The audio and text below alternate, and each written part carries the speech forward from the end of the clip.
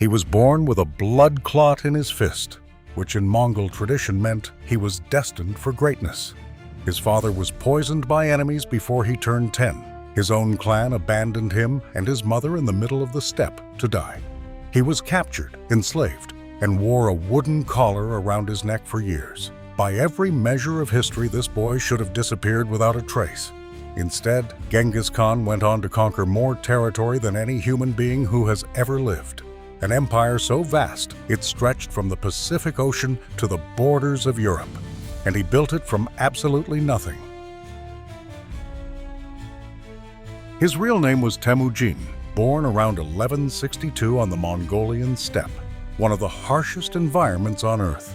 The steppe was a world of constant tribal warfare, where survival depended entirely on strength, loyalty, and ruthlessness.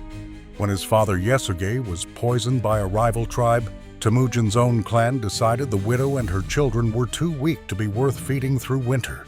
They left them behind with nothing. Temujin, his mother, and his siblings survived by eating roots, berries, and whatever small animals they could catch. He was 9 years old.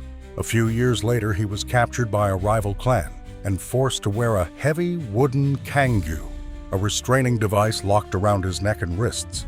He escaped by knocking out his guard with the kang itself. That combination of absolute desperation and absolute refusal to accept defeat would define everything that came after. As a young man, Temujin began building alliances with a skill that was almost supernatural. He understood something that other Mongol leaders did not, that loyalty had to be earned, not assumed. He promoted men based on ability rather than birth. He shared plunder equally with his soldiers. He protected the families of those who followed him. One by one, rival tribes joined him, were defeated and absorbed, or were destroyed entirely. In 1206, at a great assembly of Mongol tribes called a Kurultai, Temujin was proclaimed Genghis Khan, meaning universal ruler, the undisputed leader of all the Mongol peoples. He was around 40 years old. He had unified a collection of warring nomadic tribes into the most devastating military force the world had ever seen. And he was just getting started. What followed was unlike anything in recorded history. The Mongol army was extraordinarily mobile, moving faster than any enemy could anticipate or respond to. They used psychological warfare with devastating effect. Cities that surrendered immediately were spared. Cities that resisted were wiped from the earth entirely. Word spread ahead of the army like a plague. When the Mongols approached, entire populations fled in panic before a single arrow was fired. The Jin dynasty of northern China, one of the most powerful empires in Asia, fell.